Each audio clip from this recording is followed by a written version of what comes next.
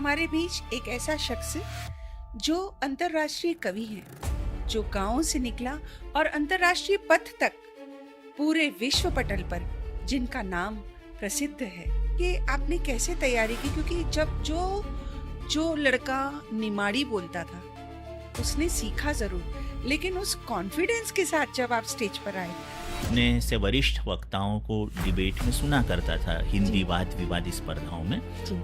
तो मुझे लगता था कि काश मैं भी ऐसा बोलना सीख सकूं तो आनंद आ जाए। एक आरती थी आपने शायद जो लिखी थी, वो बहुत ज्यादा फेमस हुई थी, पहला डिबेट जीता होगा।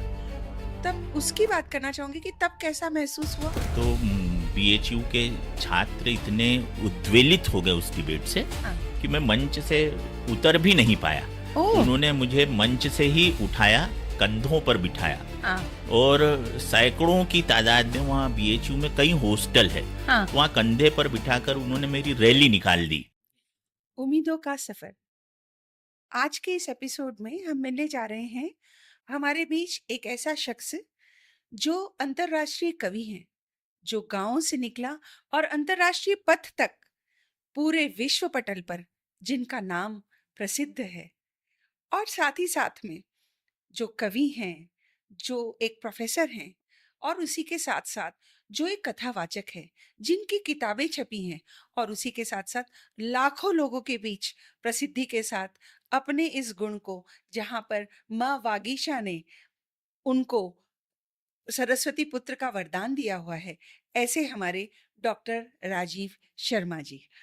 बहुत बहुत स्वागत है आपका उम्मीदों का सफर ऋषिना के साथ में। जी धन्यवाद जी। राजीव जी, मैं आपसे जानना चाहूंगी जिंदगी के उस सफर में, जब आप गांव में थे और गांव से आप जब कॉलेज आए, तब आपकी जिंदगी में क्या फर्क आया और कैसे आपका स्ट्रगलिंग फेस था? जी बहुत धन्यवाद ऋषिना जी, आपने जी। मुझे उम्मीदों का सफ़र में आमंत्रित किया, इसलिए पहले आपके प्रति कृतज्ञता ज्ञापित करता हूँ। धन्यवाद भैया। गांव से शहर तक के का सफ़र भी उम्मीदों का ही सफ़र था, क्योंकि जी। जब मैं गांव में पढ़ता था, खरगोन ज़िले में लोनारा गांव है, वहाँ पर ही मेरा बाल्यकाल गुजरा, वहीं पर विद्यालयीन शिक्षा हुई। तो वहाँ से जब शहर की तरफ में आया, उस समय हायर सेकेंडरी हुआ करती थी, 12th नहीं होती थी, जी। 11वीं तक की ही स्कूल की पढ़ाई होती थी। जी। वहाँ से इंदौर आया ग्रेजुएशन करने हाँ। के लिए गुजराती कॉलेज में। तो इस सफ़र में जो सबसे महत्वपूर्ण बात मैंने महसूस की, गांव में हम निमाड़ी भाषा बोला करते थे, आंचलिक बोली होती थी, और गांव जी। में अंग्रेज़ी का तो लगभग न के बराबर माहौल था, हम्म। और मानक हिंदी का भी वहाँ पर प्रचार प्रसार लगभग न के बराबर था। जी। तो जब मैं इंदौर शहर में आया, तो सबसे बड़ी बात जो इस सफ़र में मुझे पहले चरण में खलती रही, वो ये कि न मुझे हिंदी आती थी, ना अंग्रेज़ी आती थी, निमाड़ी में ही सारा काम चलता था। जी। तो इंदौर आने के बाद सबसे पहले जो मैं सीखा, वो हिंदी और अंग्रेज़ी भाषा को मानक स्टैंडर्ड तरीके से बोलना और हम्म। लिखना। हम्म। ये शहर में आने के बाद मेरा पहला सीखने वाला कदम रहा, जी। और फिर इसी सीख से, गुरुओं के आशीर्वाद से, जिन्होंने ये भाषाएं मुझे सिखलाई, जी। मैं निरंतर अपनी मंजिल की तरफ बढ़ते चले गया। और जैसा कि आपने कहा, उम्मीदों का सफ़र, जी। तो उम्मीदें तो हमेशा सफ़र करती है, वो लगन की सड़क पर सफ़र करती है, वो हाँ। परिश्रम की सड़क पर सफ़र करती है। कोई भी उम्मीद सफ़र में तभी तक कामयाब है जब तक उसके अंतर मन में खुद के प्रति आत्मविश्वास हो। तो आत्मविश्वास के पहियों पर जो सफ़र चलता है, दरअसल वही उम्मीदों का, एक्सपेक्टेशन का सफ़र होता है, जी। अपेक्षाओं का सफ़र होता जी। है। तो आत्मविश्वास बढ़ते गया। आप जैसे अच्छे लोग जीवन में महाविद्यालयीन समय में संपर्क में आते गए, जी भैया। और आज आपके साथ पॉडकास्ट पर बैठने का ये सुअवसर मुझे मिल गया। मैं आपको कहूंगी भैया कि राजीव जी की, मुझे, मेरा नाम है ऋषिना, जी। और मुझे लगता है पूरे शहर में सबसे पहले ऋषिना बोलने वाले आप ही हैं। तब तक सभी ऋषिना ऋषिना बोला करते थे, जी। और आपने ऋषिना बोला तो मानक हिंदी का जो मानक एक जो स्टैंडर्ड तय किया वो आपकी भाषा में ही मुझे हमेशा देखने को मिला।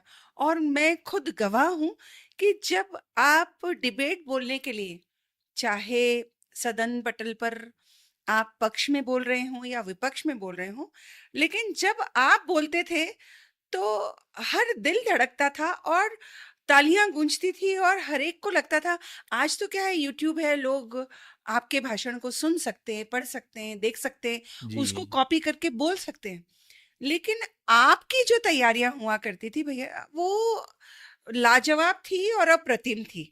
जी और उस दौरान आप जब खड़े होते थे बोलने के लिए, तो बाहर भी जो खड़े लोग होते थे, जो हॉल में नहीं होते थे, वो भी दौड़ कर आते। ये मैं खुद साक्षी हूँ उसके। जी जी तो इसके लिए आप, क्योंकि मेरा ऐसा मानना है कि बहुत अच्छा बोलने सुनने की जो कला होती है, वो उसको सिर्फ ऐसा नहीं कि माँ वागीशा ने आपको दिया है, लेकिन उसके अलावा आपकी मेहनत भी बहुत ज़्यादा इम्पोर्टेंट होती है। जी जी तो वो, उसके लिए मैं जानना चाहूँगी कि आपने कैसे तैयारी की? क्योंकि जब जो जो लड़का निमाड़ी बोलता था, उसने सीखा ज़रूर, लेकिन उस कॉन्फिडेंस के साथ जब आप स्टेज पर आए, तब आपने जब पहले जो जीता होगा, पहला डिबेट जीता होगा, तब उसकी बात करना चाहूँगी कि तब कैसा महसूस हुआ? और दूसरा कि ये कॉन्फिडेंस लाने के लिए आपने क्या-क्या किया? जी जी बहुत अच्छा प्रश्न किया जी, ऋषिना जी आपने। जी, ये कॉन्फिडेंस लाने के लिए सबसे पहले तो मैंने पढ़ने के प्रति अपनी रुचि बढ़ाई। जी, जो भी पढ़ने को मिलता था अ, हिंदी साहित्य में या अंग्रेजी साहित्य में, जी। मैंने शेक्सपियर को भी उसी शिद्दत के साथ पढ़ा जैसा जयशंकर प्रसाद को पढ़ा, अरे वाह! जैसे गोस्वामी तुलसीदास की रामचरितमानस को जितनी गहराई से मैंने अध्ययन किया, जी, वैसा ही मैंने कीट्स को भी पढ़ा। अरे तो वाह! इससे अंग्रेजी और हिंदी, ये दो भाषाएं जी, मेरे शब्द ज्ञान को बढ़ाती रही पुस्तकों के माध्यम से। और सबसे पहली डिबेट अंतर महाविद्यालयीन स्तर पर जब मैं इंदौर में बीए सेकंड ईयर में आया, हुँ, तो फर्स्ट ईयर में मैं अपने से वरिष्ठ वक्ताओं को डिबेट में सुना करता था, हिंदी जी, वाद विवाद स्पर्धाओं में। जी, तो मुझे लगता था कि काश मैं भी ऐसा बोलना सीख सकूं हुँ, तो आनंद आ जाए। मगर अब महाविद्यालयीन व्यवस्थाएं उस समय ऐसी थी, और मेरा आत्मविश्वास इतना कमज़ोर था कि विद्यालयीन और महाविद्यालयीन स्तर के जो वाद विवाद के संयोजक प्रोफेसर और शिक्षक होते थे, उनके पास जाकर ये कहने की हिम्मत नहीं हो पाती थी कि हमारा नाम भी लिखकर भेज दो। हाँ, तो हाँ, पहला वर्ष तो ऐसा निकल गया।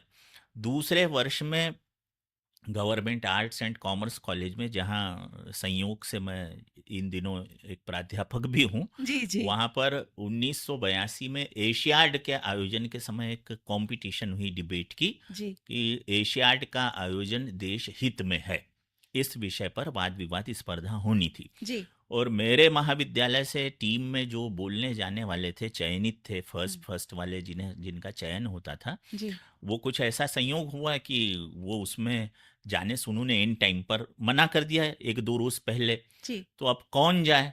तो हाँ, मुझे पता चला कि ऐसी स्थिति है, तो मैं उस समय श्री अरविंद पाल प्रोफेसर हुआ करते थे गुजराती आर्ट्स कॉलेज में, वो वाद विवाद स्पर्धाओं के प्रभारी प्राध्यापक होते थे। जी, उनके पास गया मैं, मैंने कहा हुँ, कि मुझे भेज दो। हाँ, तो उन्होंने मुझे खूब डाँटा, हाँ, ये क्या कोई ऐसा विधा है कि यूँ ही चले जाओगे, कॉलेज का बड़ा नाम है, किसी को भी भेज दें, कुछ भी पहले बोल कभी दोगे। बोलते हो ये हाँ, वो। तो मैंने कहा कि वो कोई जा नहीं रहा है तो आप भेज दो, ज़्यादा से ज़्यादा क्या होगा कि मैं ना बोलूँगा और वापस आ जाऊँगा। हाँ, तो कोई नहीं मिला, तो उन्होंने मुझे, एक एडवोकेट होते थे, एलएलबी हुआ करता था तो उस कॉलेज में, जी, उनके साथ टीम बनाकर भेज दिया। जी, अब ये इसे ईश्वर का आशीर्वाद कहें या वो जो मैं पढ़ते रहा उसके कारण भाषा शैली का जो जी, विकास हुआ, ये उस स्पर्धा में मैं प्रथम आ गया। जी। और उसमें 51 रुपए का नगद पुरस्कार था, और बहुत बड़ा कप अभी भी मेरे पास घर में रखा है, जी। उससे बड़ा कप मुझे आज तक मिला ही नहीं। अरे क्या मतलब बात है! कम से कम क्या बात 4 फीट का कप है वो, और उस पे हाँ, लिखा है शासकीय कला एवं वाणिज्य जय महाविद्यालय। महाविद्यालय। वो मुझे मिल गया।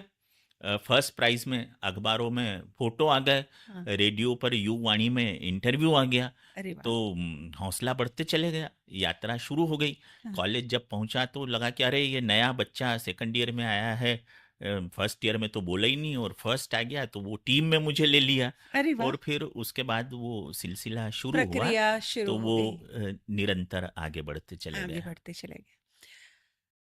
वाद-विवाद एक ऐसी कला है जिसके अंतर्गत हमें पक्ष और विपक्ष दोनों का हमें कोई एक पक्ष लेना होता है, या तो पक्ष या तो विपक्ष, जो भी विषय है उसके पक्ष में या विपक्ष में। क्या कभी ऐसा आपके जीवन में कोई ऐसा मोड़ आया कि जिसमें आपको लगता था कि ये विषय सही है, लेकिन मुझे पक्ष में बोलने को नहीं मिला? और कई बार ऐसा हुआ होगा कि नहीं, इसका विपक्ष ही सही है, जो अपना अंतर्मन कई बार बोलता है ना जी कि जी नहीं, इसके तो विपक्ष में बोला जाना चाहिए। जी जैसे महंगाई को लेकर कुछ बात होती है, जैसे हम शिक्षा पद्धति को लेकर बात करते हैं। एक बार हम तेंदुपत्ता को लेकर भी एक कुछ जी जी जी। अपना अर्जुन वाद सिंह जी विवाद के हुआ समय हुआ था। था जी जी। जी, उस जमाने में तो काफी ऐसे शाहबानो केस पर भी काफी वाद विवाद जी हुए थे जी। उस जमाने में। तो उस वक़्त आपको कभी ऐसा लगा और दूसरी तरफ बोलना पड़ा, तो कई बार जीवन में ऐसा होता है कि जो हम चाहते हैं वो हम नहीं कर पाते। जी। तो क्या कभी आपके साथ ऐसा हुआ, और हाँ हाँ हाँ। उसमें फिर जीतने के लिए क्या, क्योंकि जब जी जहाँ जी मन नहीं होता ना, वहाँ पर जीतने के लिए ज़ोर लगाने में कई बार थोड़ा-सा 100% नहीं होके आप जी जी 98-95% ही रह जाते हैं। जी जी। तो उसके लिए कैसे तैयारी की? ऐसा तो कई बार हुआ जी। ऋषिना जी। हाँ।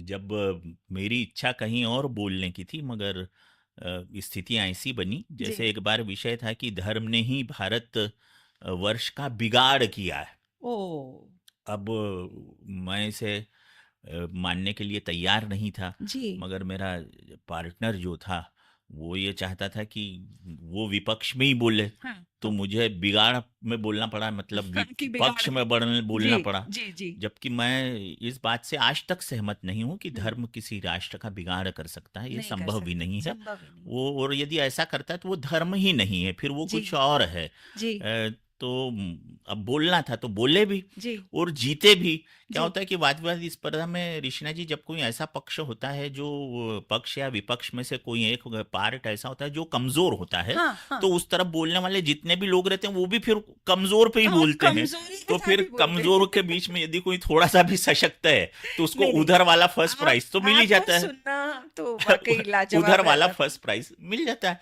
तो ऐसा ही हुआ उसमें कि मिला तो फर्स्ट प्राइज ही, और ऐसी कई स्पर्धाएं हुई।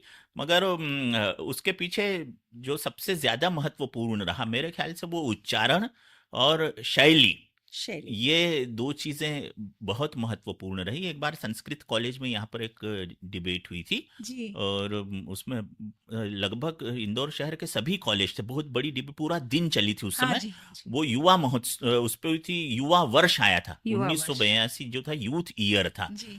तो उस पर हुई थी। तो उसमें जो निर्णायक थे तीन उस समय, जो भी आदरणीय आए थे, उन्होंने ये बताया था कि इस स्पर्धा में सबसे कम गलत उच्चारण किसके रहे।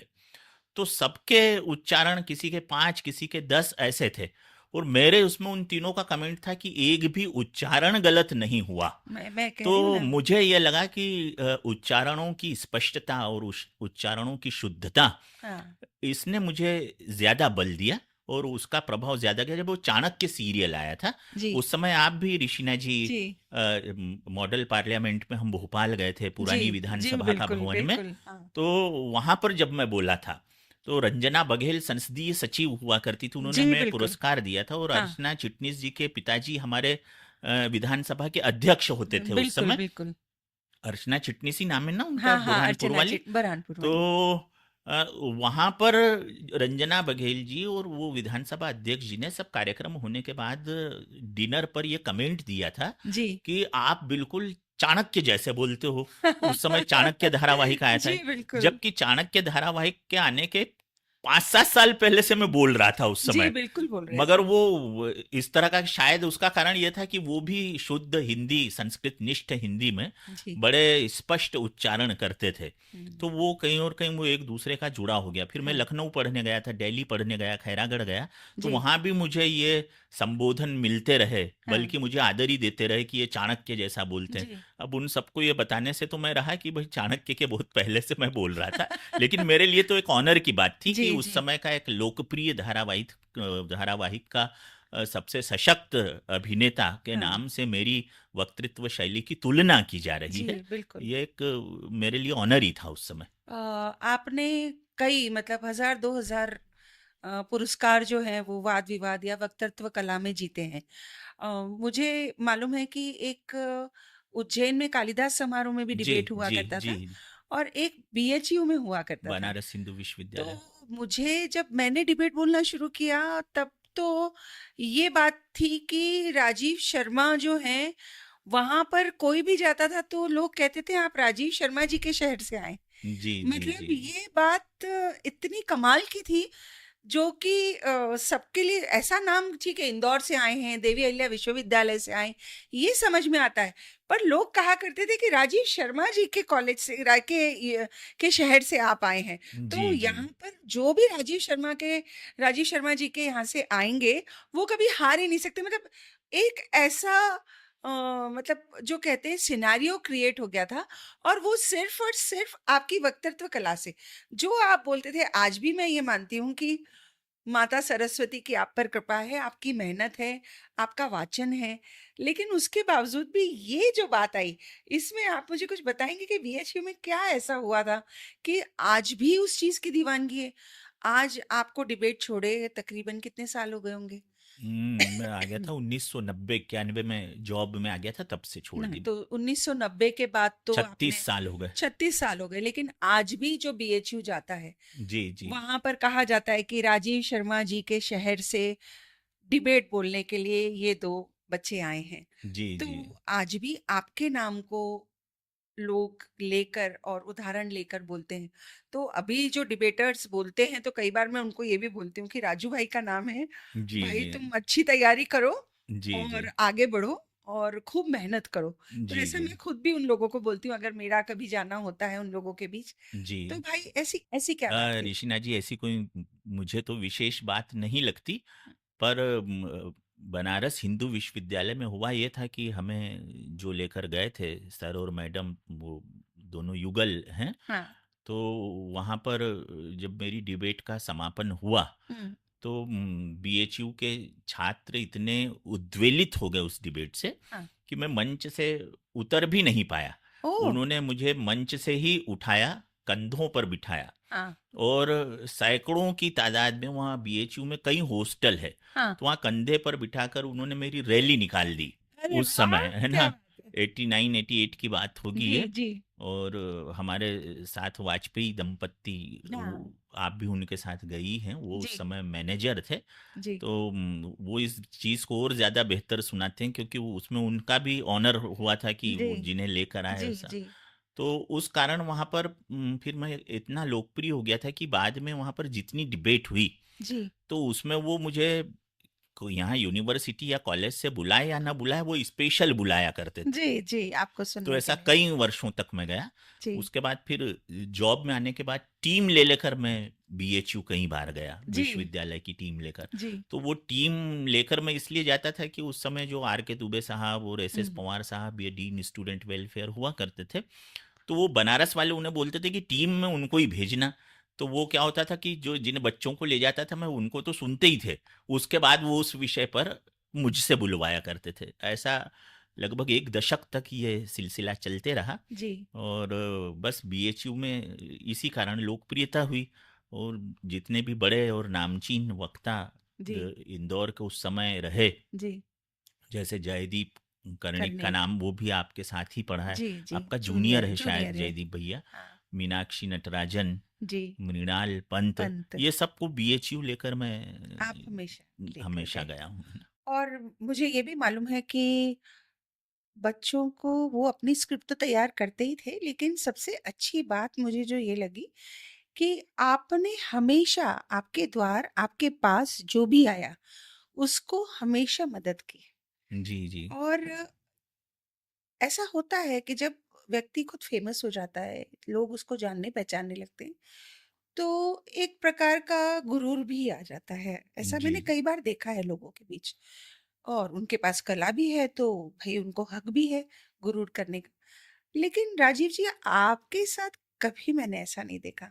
एक सामान्य सा बच्चा जो बहुत अच्छा नहीं भी बोलता है, लेकिन अगर उसको पता है कि राजीव शर्मा सर मुझे मदद कर सकते हैं, तो राजीव शर्मा सर के पास वो बेधड़क आ सकता है। जी, जी। और अगर वो बहुत अच्छा कोई बोलने वाला स्टूडेंट है, छात्र है, जैसे जयदीप कर्णिक है या मृणाल पंत है या मीनाक्षी नटराजन है, ये लोग भी जब गए होंगे तो इनको जो एक हम बोलते हैं क्रिस्पीनेस इंग्लिश में, जी, कि बोलते तो सभी अच्छा हैं, लेकिन जीतने के लिए कुछ और चाहिए रहता है। जी, तो वो जो एक्स फैक्टर है वो आप हमेशा सिखाते रहे। जी। तो मुझे आपसे ये पूछना है कि जो ये आने वाली पीढ़ी जो हमारी आती चली गई, और आपने तकरीबन 20-25 साल तो आपने लगातार बच्चों को मदद ही की है, और अभी भी आपके पास बच्चे आते जी, हैं। जी। तो क्या ऐसा भाव मन में से क्या चीज़ आती है कि मतलब कभी आपके पास वक़्त भी नहीं होता तो भी आप उन्हें वक़्त देते हैं, और उसके अलावा आप उसको अलग से बुलाकर, सपोज़ अगर आप फ्लाइंग स्क्वाड में गए हैं या आप देवी अहिल्या विश्वविद्यालय के किसी और कार्यक्रम में हैं, तो भी अगर बच्चा आपके पास आता है तो मैंने सुना और देखा है कि आप उसे फिर अलग से भी बुलाते हैं कि बेटा तू कल आ जाना। जी, जी। और जिस प्रकार से आप उसको मदद करते हैं वो वाक़ई अकल्पनीय है मेरे लिए तो। तो जी, जो जी। कि एक शिक्षक में होना ही चाहिए। तो इस चीज का भाव लगातार आप में बना हुआ है भाई। तो ये मैं जानना चाहूंगी कि राजीव जी, कैसे आप इन सब चीजों को मैनेज करते हैं? जी, ऋषिना जी, ये रुचि पर निर्भर करता है और अपने अतीत पर निर्भर करता है। जब हम्म। मैं इंदौर आया और हम्म। मैंने डिबेट का सिलसिला शुरू किया, जी। तो मुझे भी उस समय के शिक्षकों ने मदद ही की, है जी। ना? उस समय के जो वरिष्ठ थे उन्होंने मदद की। जी। तो जैसी सहायता अतीत में मिलती रही, जी। वो द्विगुणित और बहुगुणित होकर अब बच्चों को देना नैतिक कर्तव्य भी बन गया। जी। और गुरूर वाली बात में तो ऋषिना जी, मैं सोचता हूँ कि यदि कोई कलाकार है और यदि उसमें गुरूर आ गया है, जी। तो उसका पतन निश्चित है। हम्म। ना, अहंकार में तीनों गए, धन, वैभव, वंश, हम्म। और ना मानो तो देख लो, कौरव, रावण, कंस। तो बहुत अहंकार सुंदर। तो पतन का कारण होता है। जी। तो ईश्वर हर कलाकार को अहंकार से बचाए। वैसे जो वास्तविक कलाकार होगा वो तो गुरूर या अहंकार से दूर ही रहेगा। ऋषिना जी, आप भी कलाकार हैं और इतनी बड़ी कलाकार हैं, हम्म। नर्तन के क्षेत्र की, जी। डिबेट के क्षेत्र में भी जी। हमारे बाद की जी। पीढ़ी में आप रहीं, लेकिन जी। आपने भी जो परचम फहरा है वो किसी जी। से भी कम नहीं है, वो जी। किसी भी वक्ता से कम नहीं है। तो हम गुरूर से हमें बचे रहना चाहिए, क्योंकि जी। कलाकार का तो अर्थ ही ये है कि जो कल को आकार दे, यानी जी। जो भविष्य को बेहतर बनाए, जी। वही तो कलाकार है। हाँ। हाँ। तो हम डिबेट के क्षेत्र हैं, तो कल के डिबेटर्स को आज आकार देने का काम कर रहे जी। हैं, जी। क्योंकि पहले हमारे साथ भी किसी ने ऐसा किया है। जी। तो एक उर्दू का शेर है कि इस तवद्दुस और हवादिस की शक्ल में जो कुछ मुझे मिला है वही लौटा रहा हूं मैं। वाह। जो हमें मिलता है हम वो ही दुनिया को देते लौटाते हैं। हैं। तो बस इतना ही कि जो भी बच्चा आता है तो उसमें मुझे अपना अक्स दिखता है, जी। वो चाहे बिटिया हो या बेटा हो। और मैं तो मेरे स्टाफ को भी संबोधनों में बिटिया और बेटा ही बोलता हूँ, हाँ, चाहे हाँ, वो हाँ। प्रोफेसर मेरे बराबर हैं जी, तो भी, जी। है ना? तो देखा है। बच्चे हैं, हम एक जी। शिक्षक के बतौर जब एक शिक्षकीय नज़रिए से देखते हैं, जी। तो हमारे लिए तो सब बच्चे हैं। मेरे गाइडेंस में उन्होंने भी पीएचडी की जिनकी उम्र मुझसे 10-10 साल ज़्यादा है, जी। जी। पर हम तो हमारे लिए तो बच्चे ही हैं, क्योंकि हम तो जी। उनके गाइड हैं, है ना? जी। हमारे जी। उनके शिक्षक हैं। जी। तो एक शिक्षकीय नज़रिए से हर विद्यार्थी में हम अपने बेटे या बेटी का अक्स देखते हैं। जी। और यदि हम अपने बेटे और बेटी की प्रगति के लिए जिस तरह से समर्पित रहते हैं, जी। वो समर्पण भाव कम से कम उस क्षेत्र में जिस विधा के हम हैं, उस एक मैं सोचता हूँ एक अच्छे कलाकार में होना चाहिए। जी। और ईश्वर ने ये नवाजा है कि कुछ प्रतिशत में ही सही जी, वो ईश्वर ने हमको, आपको, मुझे दिया जी, ही हुआ है ना। जी। आप अंतर्राष्ट्रीय कवि हैं। आपके लाखों में फॉलोअर्स हैं। एक कविता थी जो एक एक आरती थी आपने शायद वो जो लिखी थी, वो बहुत ज़्यादा फ़ेमस हुई थी। वो उसके बारे में थोड़ा कुछ बताइए? जी, 2 आरतियाँ मेरी प्रसिद्ध हुई। जी, एक आरती तो गणेश जी की थी, जी। जिसमें जो महँगाई हो रही है दुनिया में, और इस समय तो और ज़्यादा हो रही है अमेरिका, हाँ, इज़राइल, ईरान के युद्ध के कारण। जी। तो गणेश जी से ये प्रार्थना की थी उसमें मैंने कि इस महँगाई को कम करो हुँ, और राष्ट्रबोध को ज़्यादा बढ़ाओ, क्योंकि जब जी। हम राष्ट्रबोध की तरफ जाते हैं, तो महँगाई पर अंकुश लगता है। हुँ, क्योंकि संचयन की प्रवृत्ति तभी होती है जब राष्ट्रबोध की कमी होती है। हुँ। जैसे अभी इन दिनों खूब पेट्रोल और हाँ, गैस टंकी का लोग संग्रह करने लगे। संग्रह कर रहे हैं। तो ऐसा क्यों करने लगे? अमेरिका, ब्रिटेन में प्रधानमंत्री चर्चिल थे, हाँ, और उस समय सेकंड वर्ल्ड वॉर शुरू हुआ, जी, 1940-41 के दरमियान की जी, बात है। जी। तो एक रोज राष्ट्रपति महोदय ने ऐलान किया रेडियो पर, तब टीवी हुँ, वीवी तो आए नहीं हुँ, थे, कि देश के सैनिकों के लिए अंडों की कमी है, हुँ, इसलिए कृपया अंडे न खरीदें, हुँ, ये ऐलान किया। जी। अब वो रेडियो पे जैसे ही ऐलान हुआ, जैसे अपने यहाँ हो जाता है कि पेट्रोल डीजल की कमी है, तो कैसे लोग लाइन लगा लगा के हाँ, वो पूरा पता संचयन नहीं। करने लगे। वहां पर यह ऐलान जैसे ही हुआ, तो दूसरे रोज सुबह, ये रात को 10 बजे की घटना है, हुँ, चर्चिल की हुँ, जीवनी में लिखी है। तो दूसरे दिन सुबह अमेरिका के सैकड़ों नहीं हजारों लोग अंडों की दुकान के सामने खड़े हुए थे, हर दुकान के सामने, हुँ। अंडे खरीदने के लिए नहीं, अंडे लौटाने के लिए। वाह! क्या उनके घर बात है। जितने अंडे थे, वो जी। लौटा रहे थे। हमारे देश के सैनिकों को खाने के लिए इसकी ज़रूरत है, हुँ, तो हम इसका त्याग करेंगे। बिल्कुल। मैं कोई ब्रिटेन की तारीफ नहीं कर रहा हूँ। नहीं, नहीं, वहाँ की राष्ट्रीयता के, जनता के राष्ट्रबोध, अंदर छुपे हुए बोध की प्रशंसा बोध कर रहा की हूँ, प्रशंसा। कि जब मुल्क को ज़रूरत है, तो क्या हम अपने दैनिक जीवन की चीज़ों को संग्रह करने के बजाय कुछ समय के लिए इसलिए त्याग नहीं कर सकते कि देश की परिस्थिति को उसकी ज़रूरत है? हुँ, हुँ, हमारे यहाँ उल्टा होता है। बिल्कुल। हम तो मतलब पता चले कि पेट्रोल खत्म होने वाला है, तो आदमी का 5 लीटर में काम चल रहा हो, तो 25 घर में लीटर 25 एकत्रित हाँ, करता है। बिल्कुल। तो ये जो राष्ट्र बोध है, वो गणेश जी की आरती में मैंने डाला, कि जी। हम उसकी कुछ पंक्तियां हैं कि हम सब मिलकर डगर पर वंदे मातरम गाएं, हुँ, और राम कृष्ण गौतम नानक को कर्मों में अपनाएं, वाह! तो गजानना का लड्डू खाकर मूषक मूछ घुमाएं, सुन गिरिजा कुमार सुनो हमारी पुकार, आई शरण तिहारी बलिहारी हो, और महंगाई पे तो भारी बमबारी हो। ये अरे वाह! बमबारी जब क्या कहीं बात और है। हो रही ना, वो बहुत महंगाई पर हो, है ना। हाँ, हाँ। इस तरह की एक गणेश जी की रचना प्रसिद्ध हुई। और दूसरी एक नेताजी की आरती मैंने बनाई। क्या बात है। उसमें भारतीय नेताओं का, सबका तो नहीं, लेकिन एक समय ऐसा था कि हमारे यहाँ आया राम गया राम डिबेट में भी बोलते थे हम, दया राम मया राम खूब बोलते थे। बहुत आज इस बोलते थे। पार्टी में, कल उस पार्टी, मतलब सुबह किसी और पार्टी में ब्रेकफास्ट किया, लंच किसी और पार्टी में किया, डिनर किसी किसी और और पार्टी में, पार्टी में। और उठे तो कोई चौथी पार्टी में थे ना।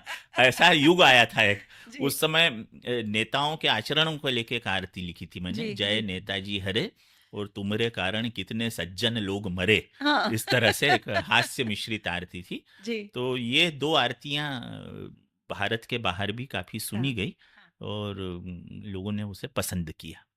क्या बात है।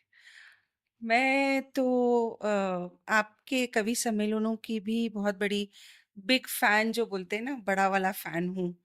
और आपके तकरीबन 2000 से भी ज़्यादा शोज़ कविता के भी हो चुके हैं, जी, अंतर्राष्ट्रीय भी हो जी, चुके हैं। जी, आप तकरीबन 25 से 30 देशों में, अंतर्राष्ट्रीय देशों देशों में भी जाकर कवि सम्मेलन कर चुके हैं जी, जी, और आपके उद्बोधन भी रहे हैं। तो मैं ये जानना चाहती हूँ कि वहाँ जब जाते हैं आप, तो वहाँ भी हिंदुस्तानी लोगों के साथ मिलते हैं? जी, जी, उसके अलावा वहाँ पर दूसरे लोग भी दूसरे जैसे अमेरिकन्स आते होंगे, जी, जापानीज़ जी, आते होंगे, स्पेनिश आते होंगे और हमारे हिंदुस्तान में भी लोग सुनने वाले होते हैं। तो क्या ये आपको क्या फ़र्क महसूस हुआ और क्या अच्छा लगा? क्योंकि आप अंतर्राष्ट्रीय स्तर पर जाते हैं जी, जी। और जब आप वहाँ पर कविताएँ कहते हैं, जब आप हास्य कवि सम्मेलन करते हैं, जी, जी। तो कैसा क्या एक जैसा ही लगता है कि भई नहीं सब जी, जी। बहुत अच्छा प्रश्न किया ऋषिना जी आपने। जी, सुनने के मामले में अ, विदेशों के श्रोता जो हैं, वो ज़्यादा गंभीर होते हैं, जी, ज़्यादा भावुक होते हैं जी। और कलाकार या कवि की ज़्यादा इज्जत भी करते हैं अच्छा। विदेशों में। हुँ, उसका कारण शायद ये है कि वहाँ पर हिंदी कवि सम्मेलन जो होते हैं, वो वहाँ पर एनआरआईज एसोसिएशन जो होती है, जी, या वहाँ के विश्वविद्यालयों में हिंदी और संस्कृत भाषा के जो विभाग होते हैं, हिंदी और संस्कृत के विभाग बहुत यूनिवर्सिटीज़ में है, जी, जी। चाहे वो यूके हो, हाँ, स्विट्ज़रलैंड हो, फ्रांस हो, जर्मनी हो, इटली हो, वेटिकन हो, हर जगह हर यूनिवर्सिटी में ही होते हैं। तो उन लोगों को ये लगता है कि ये हमारी अपनी ज़मीन से आया हुआ व्यक्ति है, हुँ, अपने देश से आया हुआ व्यक्ति है, अपनी अपनी मातृभूमि। हिंदी बोल रहा है, अपनी संस्कृत बोल रहा है, जी, तो उनका प्यार अतिरिक्त प्यार हो जाता है वो असीम प्रेम। है ना। और वो अपने इस असीम प्रेम में बड़े ध्यान से सुनते हैं। जी, लेकिन विदेश के कवि सम्मेलन और भारत के कवि सम्मेलन में अंतर ये है कि भारत का कवि सम्मेलन रात को 10 बजे सामान्यतः शुरू होता है जी। और आधी रात और कभी कभी तो सुबह, मतलब मुर्गे बोलते हैं तब तक मुर्गे और कवि दोनों एक साथ हाँ बोलते जी, रहते जी, बिल्कुल। हैं। विदेशों में इतने लंबे कवि सम्मेलन नहीं होते।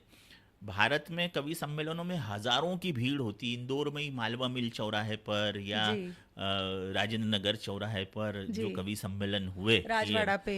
राजवाड़ा पर भी हुआ हाँ, करते थे हाँ। पहले, छावनी में खूब छावनी किया, में। हुँ। सियागंज चौराहे पर खूब जी, कवि सम्मेलन बिल्कुल, किए, मैंने तो बहुत ही किए, जी, सियागंज पर सबसे ज़्यादा किए। जी, तो हमारे यहाँ हजारों लोगों की भीड़ आती है और रात भर सड़क पर खड़े होकर बैठकर सुनते रहती जी। है। वहाँ पर 500 लोगों से ज़्यादा भीड़ मैंने किसी कवि सम्मेलन में नहीं देखी। हुँ, सामान्यतः एनआरआईज एसोसिएशन जो होती है वो हुँ। किसी होटल का हॉल लेती है जी, या किसी विश्वविद्यालय का हॉल लेती है, जिसमें 100, 150, 200 सीटें मैक्सिमम होती है। जी। उसमें वो लोग आकर बैठते हैं हाँ। और 2 ढाई घंटे अधिकतम कवि सम्मेलन चलता है। हुँ, एक मुख्य कवि के साथ एक दो कवि और वो बुला लेते हैं जी, या उनके यहाँ से शामिल हो जाते हैं कोई जी, कवि या जी, कवयित्री, जी, और वो कविता सुनते हैं बड़े आनंद के साथ और डिनर विनर करके भारत माता की जय बोलते हुए अपने अपने घरों को प्रस्थान कर जाते हैं। जी, ये बिल्कुल। भारतवर्ष में ऐसा नहीं होता। यहाँ पे 2:30 बजे रात को भी आपका क्रम आया और आपकी कविता जम गई तो कोई प्रस्थान नहीं करेगा, वो बोलेगा एक और, वंस मोर, मोर। है ना। फिर आप उसको एक और सुनाओ, हाँ, है ना, फिर एक और सुनाओ, क्योंकि वो फिर बैठा कोई है वो आपके करा, लिए। और फिर आखिरी में वो जो संयोजक है हाँ, जो जो कवि सम्मेलन करवा रहा हाँ, है, हाँ। उसकी अपनी फरमाइश होगी कि भाई वो मैंने तो तरबूज का भूत कविता के लिए आपको बुलाया, आप वही सुनाओ, या हाँ। मैंने तो वो सीता और सलमा के लिए बुलाया, वही जी, सुनाओ। जी। तो इस तरह भारत में एक कवि सम्मेलन जो होता है ना, विदेश में उसमें 4 कवि सम्मेलन हो जाए उतने वक्त में, है ना। ये वहाँ के कवि सम्मेलन और अपने यहाँ के कवि सम्मेलनों में अंतर फ़र्क है। है। वैसे अब धीरे धीरे भारत में भी कवि सम्मेलनों का की समय सीमा कम होने लगी। पहले जी, 3 राउंड होते थे, फिर अच्छा। 2 राउंड होने लगे, जी, अब एक राउंड पर समाप्त हो जाता है। तो भी वहाँ की तुलना में जी। हमारे यहाँ 2 से ढाई गुना ज़्यादा वक्त का कवि सम्मेलन हाँ, अभी भी इन दिनों भारत देश में हो रहे हैं। जी। आप कथावाचक भी हैं। मैंने कितने वीडियोस देखे हैं जिसमें आप रामायण, भागवत, महाभारत इसके ऊपर काफ़ी कथाएं जो हैं जी, वो करते हैं और साथ ही साथ वहाँ पर लोग जिस तरीके से झूमते हैं, गाते हैं, गुनगुनाते हैं, वह भी अपने आप में इस ज़मीन से जुड़ा, ये हमारी धरती से जुड़ा, मातृभूमि से जुड़ा और हमारे संस्कारों से जुड़ा मुझे प्रायः लगता है कि ये सब होना चाहिए, जिससे कि व्यक्ति के अंदर कोई मन में क्लेश है, कोई ग्लानि है, कोई तकलीफ़ें हैं, तो भगवान का नाम सुन के, अच्छी बातें सुन के, अच्छे विचारों को सुन के वो नाच गा के खुश हो जाते हैं। जी, जी, तो आप ये बहुत बड़ा काम कर रहे हैं, जी, क्योंकि आप धर्म से लोगों को जोड़ रहे हैं, हमारे धर्म की सही परिभाषा को परिभाषित कर रहे हैं और उसी के साथ साथ आप सामान्य जन को उसके मन के हिसाब से, उसके मन की तसल्ली उसको हो रही है, मन में शांति मिल रही है, चित्त में भी बहुत शांति मिल रही है उन्हें, तो ये सब आप करके कर रहे हैं उनके लिए।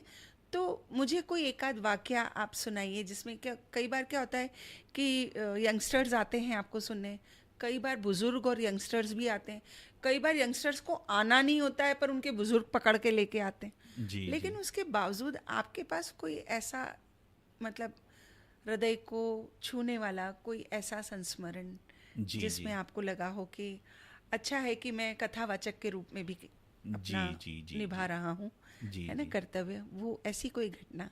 जी जी ऐसी घटना काफ़ी शहरों में हुई है। जी। पर मुझे ख्याल हो रहा है एक मनावर के पास के ही गांव में एक बार मैं एक कथा करने गया। जी। अच्छा, मेरी जो कथा होती है आदरणीय ऋषिना जी, वो कोई ट्रेडिशनल कथा नहीं होती कि हाँ, उसमें हाँ। केवल किस्से कहानियाँ हैं या जी, जी। केवल प्रचलित भजन हैं। हुँ। वो पूरी विज्ञान सम्मत होती है। जी। मतलब उसकी हर चौपाई को physics, chemistry, maths, botany, zoology, zoology and commerce. सामुद्रिक विज्ञान, अंतरिक्ष विज्ञान, हुँ। मतलब इनसे सिद्ध करता हूँ मैं, जी। ताकि नई पीढ़ी को ये नहीं लगे कि ये जो बोल रहे हैं हुँ। वो केवल कहानी किस्से हैं। हुँ। उन्हें ये कि इसके पीछे तर्क है, इसके हुँ। पीछे साइंस है। हुँ। तो उसमें मैं जो एक गांव की बात बतला रहा हूँ, वहाँ पर जब मैंने इस तरह की कथा सुनाई, हुँ। लोग नाचे गाए हुँ। झूमे, भावना मेरी यही रहती है कि जी। सनातन धर्म से लोग जुड़ें, जी। उसकी वैज्ञानिकता को समझें। हाँ। और सनातन धर्म तो जननी जन्मभूमिश्च स्वर्गादपि गरीयसी, अपनी गरीयसी। मातृभूमि और आप हमारी हाँ। मातृशक्ति, जी। है ना, आप स्वर्ग से भी ज़्यादा हाँ। आदरणीय है। जी।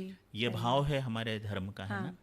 तो मातृभूमि से जोड़ना, नारी हुँ। शक्ति के प्रति आदर का भाव करना, ये उसका मूल और साथ तत्व में है। समरसता भी, ये मूल क्योंकि तत्व है। क्योंकि एक व्यापारी भी सुनेगा, एक टीचर भी सुनेगा, एक दुकानदार भी सुनेगा, तो सब लोग एक मंच पर आते हैं, एक जगह इकट्ठा होते हैं जी और जी हमारे धर्म की सही सही स्वरूप को सुनते हैं, जो कि आपका साइंटिफिक वे है, जी जी वो जी सुनते जी। हैं। तो एक जहाँ एक बार मैं इस तरह की कथा कर रहा था, तो मैंने वहाँ एक दक्षिणा मांगी।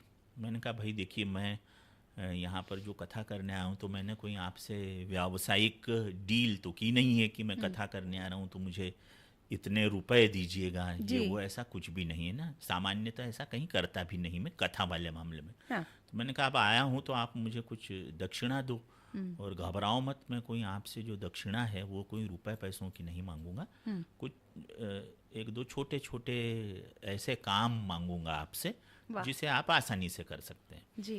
तो वहाँ पर मैंने जो पहली दक्षिणा मांगी वो ये था कि ये जो पान मसाले वगैरह होते ना, इनके बारे में जो मैंने रिसर्च किया अहमदाबाद की, आप तो खुद केमिस्ट्री की जी, प्रोफेसर हैं, मैं, हाँ। कि ये जो पान मसाले बनते हैं, तो उस रिसर्च में मैंने पढ़ा था कि ये जिंदा छिपकली को मार कर उसकी लाश को सुखाकर उसका बुरादा पिसा हुआ इसमें मिलाते हैं। ई! इसलिए कई जगह ये पान मसालों में ना कभी कहीं छिपकली की दुम निकल आती है, हाँ, कहीं उसकी हाँ। वो मुंडी निकल आती है। ऐसे अखबारों में भी जी, बहुत बार कई आया है, बार बहुत बार ये आया है। फोटो आए हैं, कई बार जी, जी, टीवी पर जी। आया है। तो मैंने ये बताते हुए कहा कि यदि आप मेरा ही स्वागत करना चाहते हैं तो आप बारातियों का स्वागत तो फलाने फलाने मसाले से मत कीजिए। हुँ। आप आज ये दक्षिणा मुझे दे दीजिए कि इसे आप छोड़ने का प्रण ले लीजिए। वाह! क्या और बात है। यहाँ पर जितने बेटे बेटी बैठे हैं उनसे निवेदन कर रहा हूँ मैं कि अपने माता पिता को ये सच्चाई बताएं और इस छोड़ने का प्रण को क्रियान्वित करें। हाँ। तो कुछ वृद्ध उठे और उन्होंने उनके जेब में जो अलग अलग तरह के पान मसाले होते हैं वो वहाँ मंच पर मेरे सामने डाल दिए कि हम आज से क्या नहीं लेंगे। बात है, क्या बात उसके है। बाद वो सिलसिला शुरू हुआ। हाँ। तो ऋषिना कम से कम 700 से 800 लोगों ने, किसी ने डिब्बा फेंका, किसी ने उसके पाउच फेंके, किसी ने वो तंबाकू का वो ऐसा पुड़िया बंदी हुई हाँ, फेंकी। हाँ। तो मुझे लगा कि धर्म के माध्यम से हम ये काम भी कर सकते हैं क्या बात है, कि क्या लोगों बात से है। इस तरह का वो। उसके बाद मैंने फिर नशे पर कुछ कविताएं भी लिखी उसके अगेंस्ट में, वो भी उसमें बीच में जोड़ देता था मैं। जी। तो एक तो मैं इस तरह की मैंने दक्षिणा मांगी। एक दक्षिणा में ये मांगता रहा कि भाई आप अपने हस्ताक्षर जो हैं अपनी भाषा में करो, क्योंकि उससे बिल्कुल। स्वाभिमान पैदा होता है। जी बिल्कुल। दुनिया में 195 देश हैं और जो 5 देशों के पास वीटो है, विश्व में हाँ सबसे हाँ शक्तिशाली देश हैं, जी। उनके एम्बेसीज में जाकर मैं कवि सम्मेलनों के सिलसिले में जाता हूँ, एम्बेसडर से मिलता हूँ, तो पूछता हूँ कि आपके यहाँ की सबसे बड़ी स्ट्रेंथ क्या है। तो ये बोलते हैं कि हमारे देश का कोई भी नागरिक अन्य देश की भाषा न तो बोलता है, न उसमें हस्ताक्षर करता, न लिखता है। हमारे अंदर गुलामी का बोध ऐसा है कि जी। हम हमारे यहाँ किसी को अंग्रेजी बिल्कुल भी नहीं आती। हाँ हाँ। डिबेट की भाषा में शून्य बट्टे सन्नाटा शून्य जो बट बोलते हैं, तो भी वो हस्ताक्षर अंग्रेजी में करना जी जरूर सीख जाएगा, टेढ़े मेढ़े एपिटल जी कैपिटल जी लेटर जो भी, बिल्कुल और बिल्कुल। बड़े घमंड के साथ वो उसको देता है। तो ये बात बहुत छोटी है लेकिन असर बहुत बड़ा है, क्योंकि यदि 140 करोड़ लोग अपनी राष्ट्रभाषा या अपनी मातृभाषा मातृभाषा।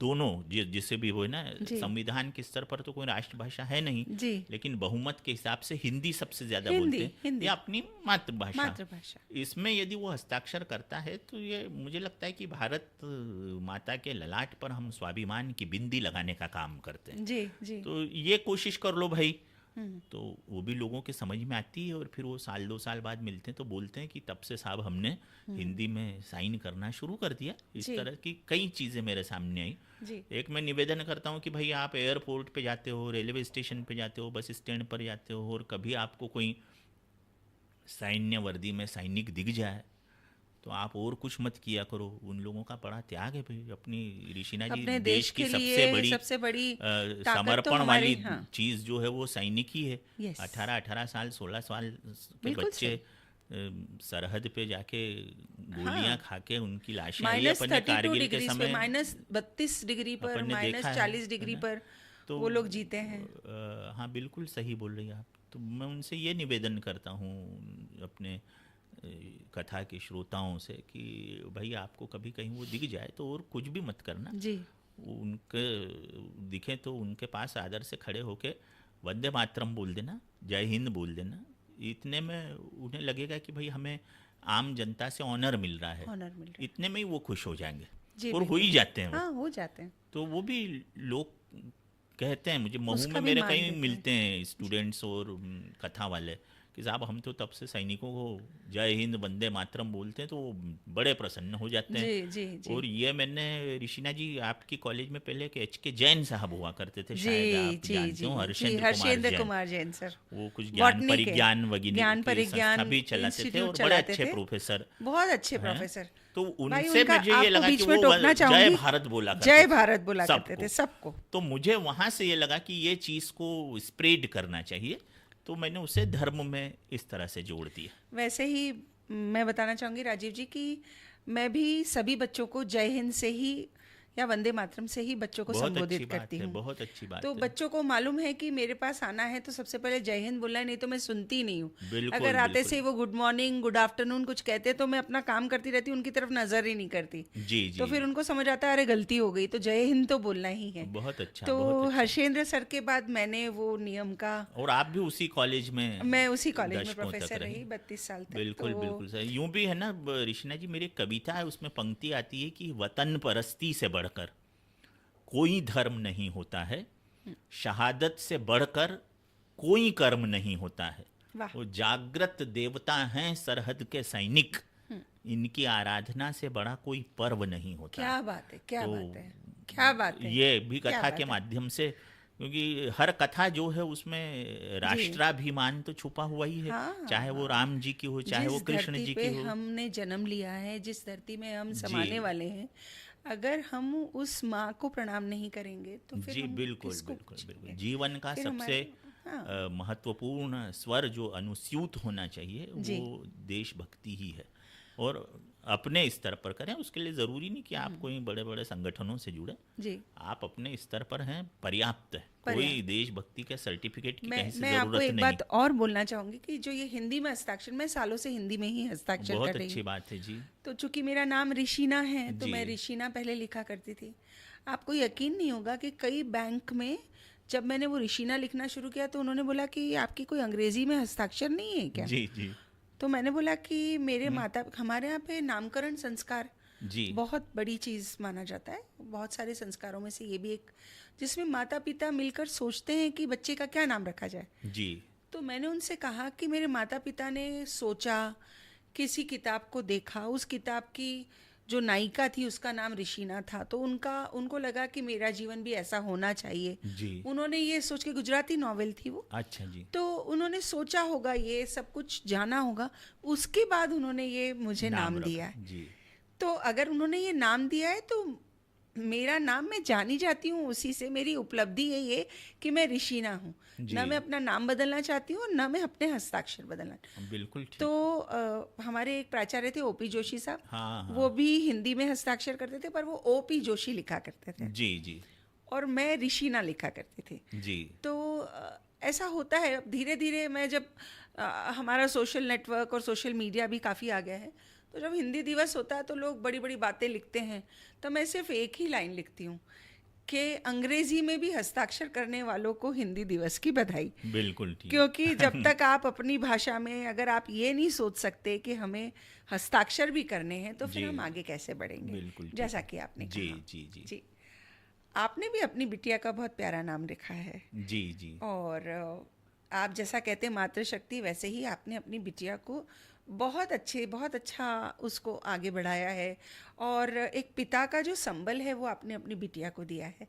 अभी वो क्या कर रही हैं, और प्लीज़ बताएं कि, और वो अभी अपने क्षेत्र में क्या क्या उपलब्धियां उसने प्राप्त की है। जी, आप ही की तरह बहुत अच्छी डिबेटर रही हैं वो, ये जी, तो मुझे जी, पता है। जी, जी। और ये अरे कहते हैं ना जी, कि ऋषि ये जी, मोरना इंडा ने चितरवाना पड़े, ऐसा गुजराती जी, में हमारे जी, कहावत है कि मोर के इंडे को कभी अपने को रंग नहीं लगाना पड़ता, उनके अंडे रंगीन नहीं होते। जी, जी, वैसी वाली बात है कि आपकी बिटिया, और इतना प्यारा उसका बोलना है, तो वो तो पिता की तरफ से ही उसके पास आया है। जी, जी, जी। ऋषिना जी। अब वागीशा नाम है बिटिया का, जी।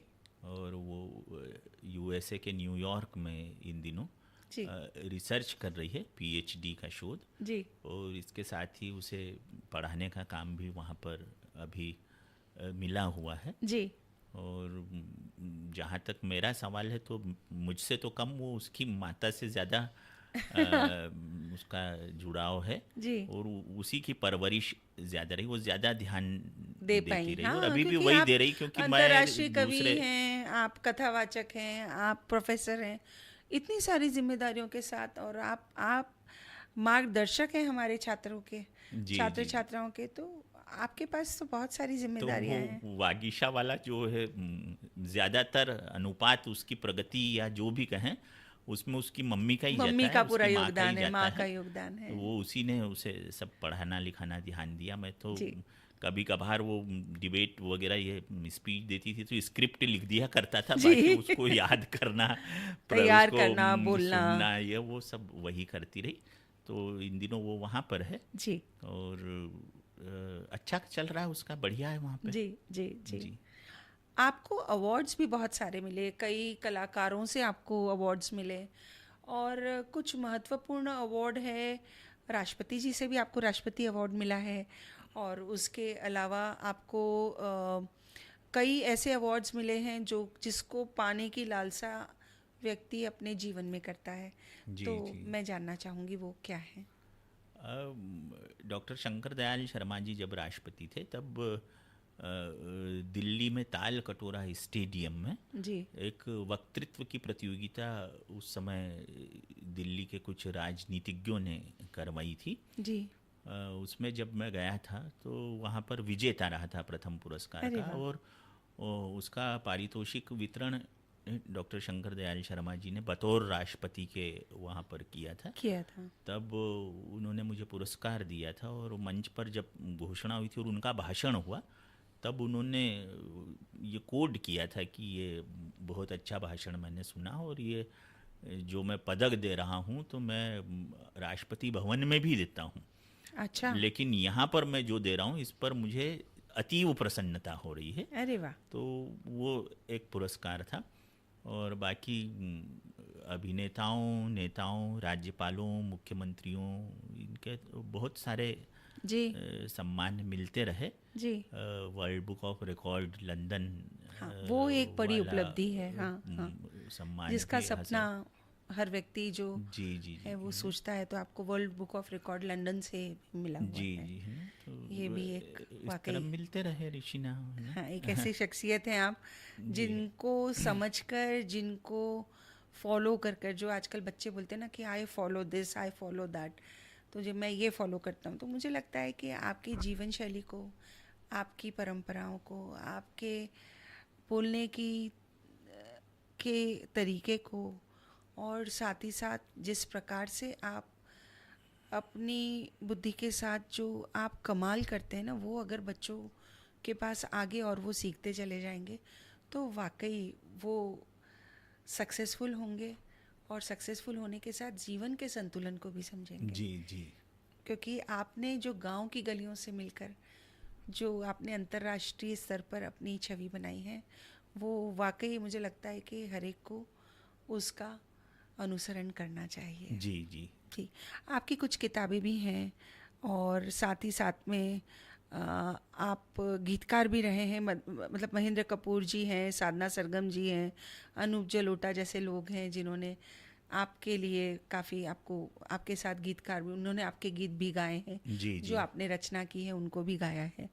और लेखन और प्रकाशन भी आपने काफ़ी किताबों का किया है, 10 से 12 किताबों का आपका प्रकाशन भी जी है। जी कुछ ये जो नई किताब आने वाली है आपकी, जी जी उसका आप कृपया कर कुछ कविताएं हमें सुनाइए। जी, नई किताब तो आशाओं के दीप एक जी, आ रही उम्मीदों है। का सफ़र और आशाओं आशाओं का के दीप दीप, लगभग एक ही बात है। एक ही बात है। तो उसकी कुछ कविताएं उसमें जी, है, मैं सुनना तो मैं सुना हम दूँ। सुनना, हमारे सभी साथियों के लिए ज़रूर से सुनाएं। जी, धन्यवाद ऋषिना जी। आपने नई पुस्तक का जिक्र किया, तो जी मेरी एक नई किताब आ रही है, ये आशाओं के दीप। जी और इसमें मैंने कई मुक्तक लिखे हैं। जी कई कविताएं इसमें संग्रहित है, जी हास्य जी की है, व्यंग की है, जी मोटिवेशनल है। जी, तो मैं कुछ 4-4 लाइनें सुनाता हूँ। सबसे बिल्कुल। पहले 4 पंक्तियाँ मोटिवेशनल यानी देशभक्ति के संदर्भ में, जी बिल्कुल। कि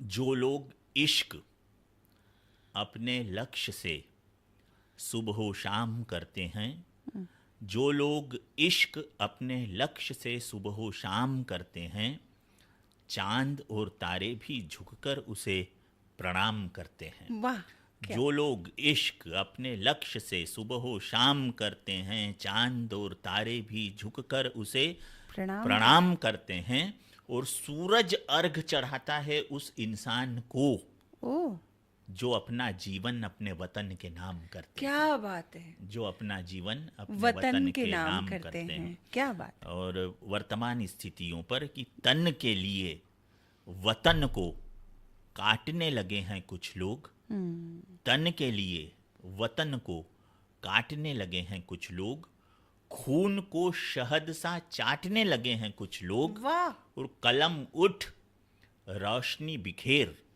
बलात्कार को जातियों में बांटने लगे हैं कुछ वाह, लोग। अरे वाह, एक एकदम ऐसी समस्या है ना, दिल को हमारे छू गई। शहरों में हम देखते हैं हाँ, 6-6 महीने 7-7 महीनियों की बच्चियों के साथ जो पाशविकता होती है, और फिर उसमें ये कि ये फलानी जाति का था, ये फलाने धर्म का था, ये फलाने मज़हब का था, उस बात से उद्वेलित होकर एक ये कवि के आपने, रूप में ये मेरी भावना जी, सामने आई।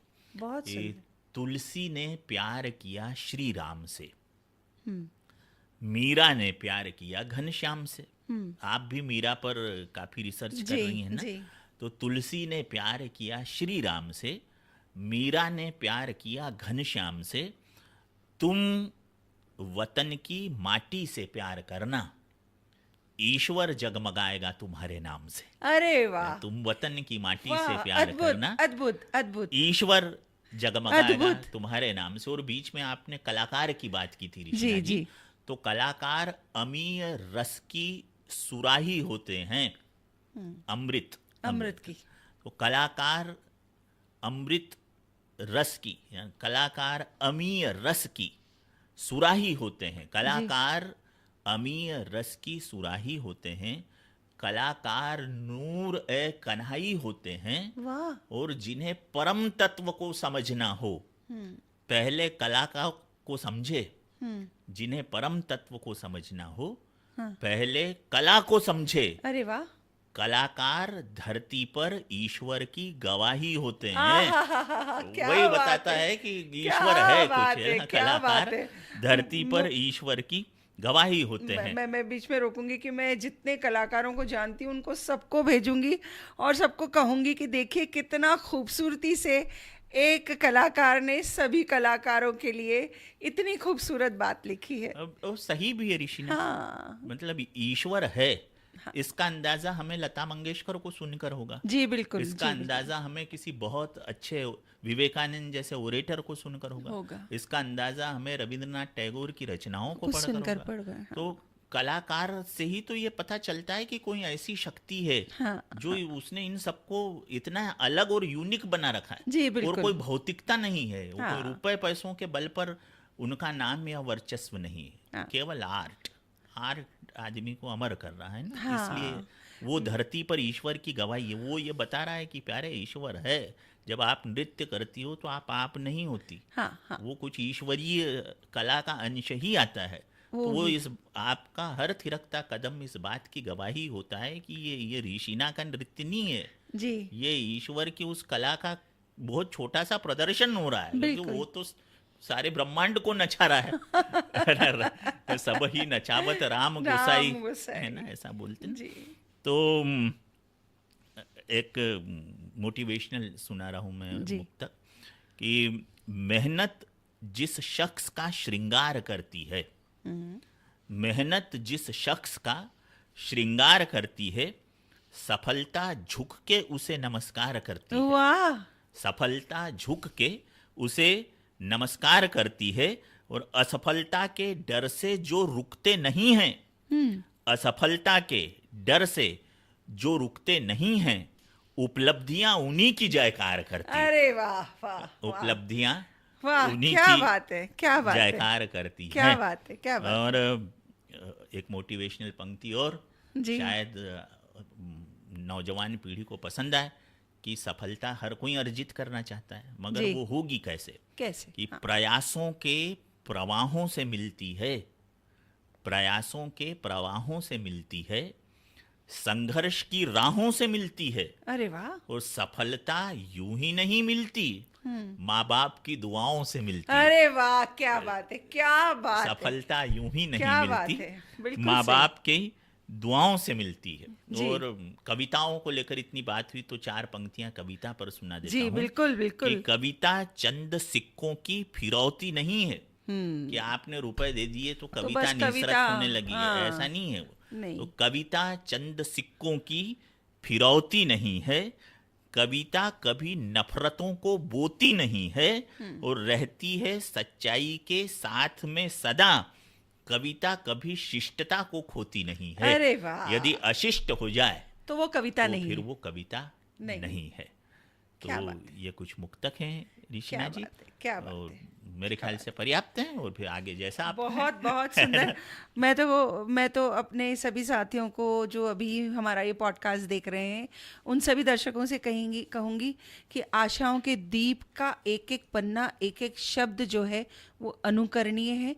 तो आप इस किताब को कब तक आ जाएगी राजीव जी? ये 15 रोज के अंदर 15 रोज के अंदर अब आने वाली है। तो इस किताब को ज़रूर खरीदें और इसे पढ़ें और इसे बच्चों को भी पढ़ाएं। हम खुद पढ़ेंगे, हम खुद जानेंगे, हम खुद सीखेंगे तो हम अपने बच्चों को सिखा पाएंगे। इसलिए ज़रूरी है कि हम इन कविताओं को पढ़ें, जानें, महसूस करें और अपने परिवार के बीच में भी इसे पढ़कर हमारे परिवार वालों को भी शिक्षित करें। उम्मीदों का सफ़र ऋषिना के साथ आज यहीं तक। डॉक्टर राजीव शर्मा एक ऐसी शख्सियत, एक ऐसे व्यक्तित्व जिन्होंने गांव से लेकर अंतर्राष्ट्रीय पद तक अपने शहर, अपने देश का नाम रोशन किया। अपने शब्दों से माँ वागीशा ने जो उन पर कृपा रखी है, उन शब्दों को तराश कर जीवन को अनुकरणीय बनाने वाली बातें, कविताएं और कथाएं कही हैं, जिनको हम सभी को सुनना और गुनना चाहिए। जब तक हम सिर्फ सुनेंगे और अगर उसको गुनेंगे नहीं, तब तक कुछ बनेंगे नहीं। तो ऐसा मुझे लगता है। तो हमारे सभी साथियों से मैं ये कहना चाहूँगी कि सुनिए, देखिए, जानिए, पहचानिए और उसके बाद उसे गुनिए। कहा जाता है ना कि हम अगर किसी चीज़ को गुनते नहीं हैं तो एक कान से सुना, एक कान से निकाल दिया। तो ऐसा नहीं होना चाहिए। और मुझे लगता है कि राजीव जी आज हमारे उम्मीदों का सफ़र पे जब आए हैं, तो इस आशाओं के दीप को आगे बढ़ाकर हम और आगे बढ़ते रहेंगे। बहुत बहुत धन्यवाद देना चाहूँगी आपको कि आपने मेरे इस चैनल पर आकर हम सभी को बहुत प्रेरित किया। उसके लिए बहुत बहुत धन्यवाद जी, राजीव जी, जी। आपका भी धन्यवाद और कृष्णा जी। आप सभी इस चैनल को सब्सक्राइब करें, लाइक करें। इसी आशा के साथ उम्मीदों का सफ़र आगे निरंतर जारी रहेगा। धन्यवाद। जी, बहुत धन्यवाद आपका बहुत कृष्णा बहुत जी। धन्यवाद। Thank you.